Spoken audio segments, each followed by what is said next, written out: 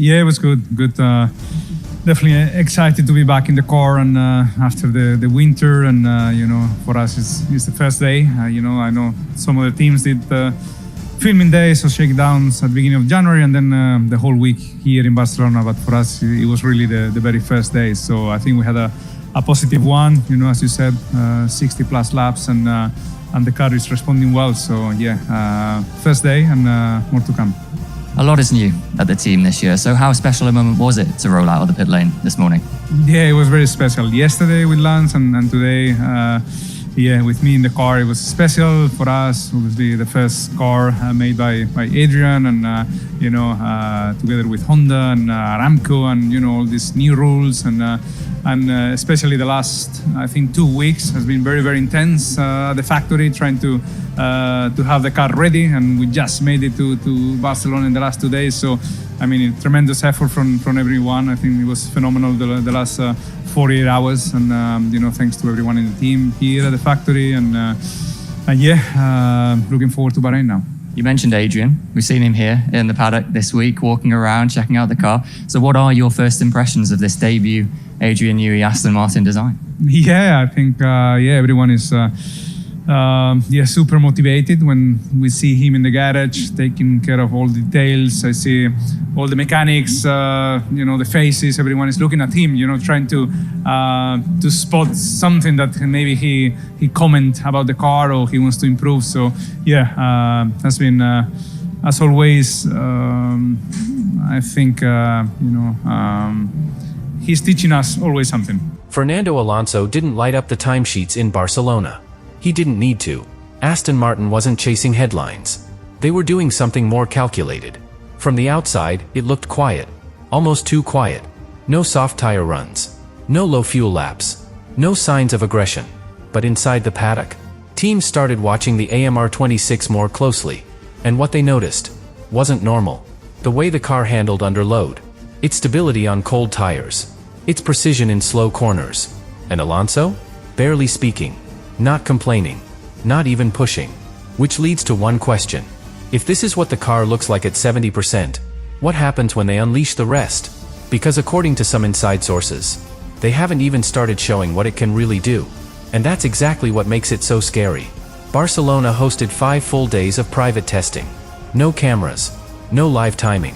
Just quiet garages and constant data. Every team ran their own program. Some focused on mileage. Others on upgrades. Some, like Ferrari and McLaren, chased lap time late. Aston Martin? Almost invisible. Fernando Alonso completed just 49 laps on Friday. The fewest of any main driver during the week. No push laps. No media appearances. And almost no data made it outside the garage. At first, it looked like a problem. A mechanical issue. A team falling behind. But as the weekend ended, a few details started to stand out. The AMR26 never looked unstable. Not on corner entry. Not under braking. It didn't bounce. It didn't slide. It just glided. Even on cold tires. Even at low speeds. Even during installation laps. And that's not normal for a car still in early development. Especially one that's only done limited mileage. Which is why rival engineers began asking a different question. Not, why are they struggling? But, what are they hiding? Aston Martin never chased lap times. Not once during the 5 days. They stuck to long runs, medium and hard compounds, high fuel loads. It looked conservative, deliberate, even slow. But the more data you look at, the stranger it gets. Because even on high fuel, the AMR26 was producing consistent traction. Corner after corner, lap after lap. No big degradation. No visible corrections. No mechanical instability. That doesn't happen by accident. Not on a car that's supposedly underdeveloped. And here's where things get uncomfortable. Several teams ran their own simulations, overlaying Alonso's partial laps with their own. The raw numbers suggest something odd. In multiple corners, the AMR26 matched the apex speeds of front-running cars, despite being several tenths slower on straights. That's not just efficiency. That's mechanical grip. Something deep in the floor, or in the suspension setup. And Aston Martin? They've said almost nothing. No technical briefings. No performance claims. Just silence. Which is why some insiders now believe this wasn't a problematic test. It was a decoy. A test designed to look uneventful. while validating something no one else was supposed to see. Something about the AMR26 feels different. Not just in the numbers, but in the way it behaves. It turns in earlier, holds the corner flatter, and more importantly, it stays neutral. That kind of balance doesn't come from aero alone. Not with the new 2026 rules. Not with 30% less downforce across the board. Which brings us to the first twist. Aston Martin may have abandoned their previous concept entirely. Insiders who've seen the car up close say the rear suspension geometry has changed. More aggressive anti-dive.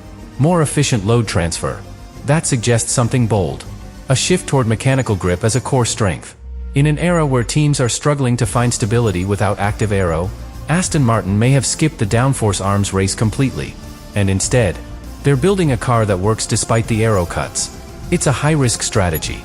But if it works, it gives them something no one else has. Consistency across track types.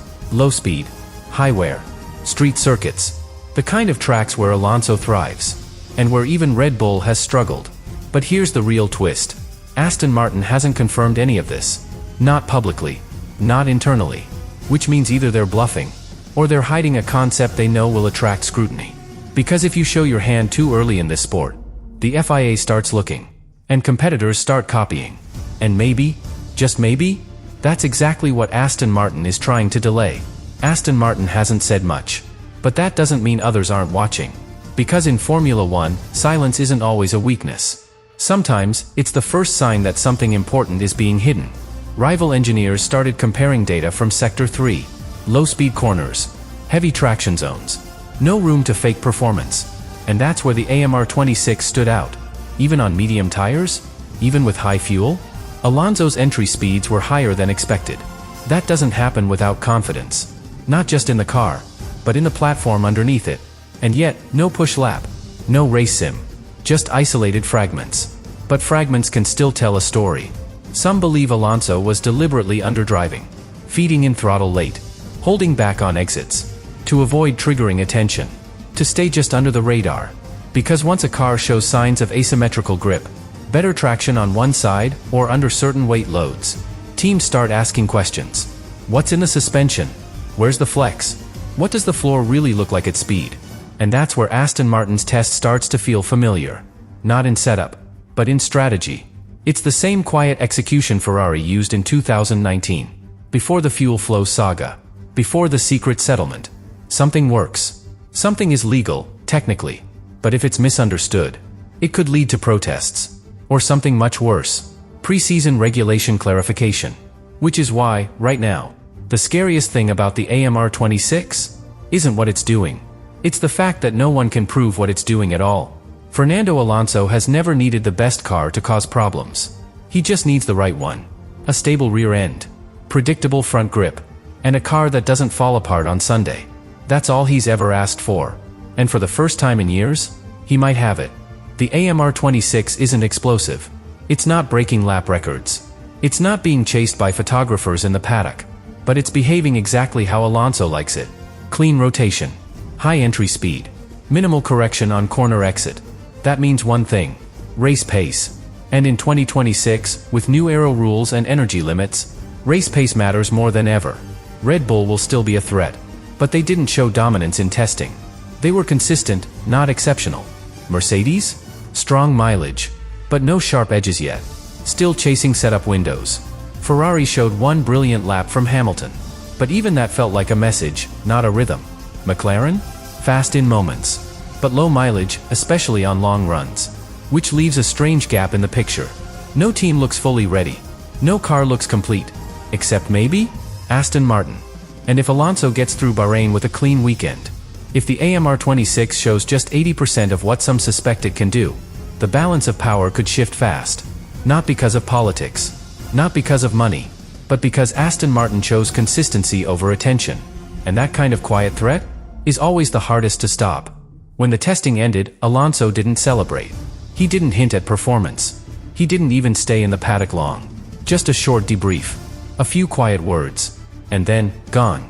That silence wasn't accidental. It was part of the pattern. Aston Martin came to Barcelona with a job. Not to impress. Not to provoke. Just to confirm. And if they got the answer they wanted, they're not going to share it. Not yet. But Bahrain is coming. Hotter track. More grip variation. Less margin for error. If the AMR26 behaves the same way there, under pressure, over long runs, then the illusion disappears. Because at that point, it's not testing anymore. It's competition. And once Alonso starts racing with something stable underneath him, he doesn't let go. That's when the questions get louder. From the media. From the FIA. From teams wondering what they missed. And if Aston Martin doesn't answer, the grid will. Through protests. Through pressure. Through politics. Because if the AMR26 is as complete as it quietly looked, this might not be a midfield car at all. It might be a title weapon. Wrapped in silence. And we've only just seen the outline.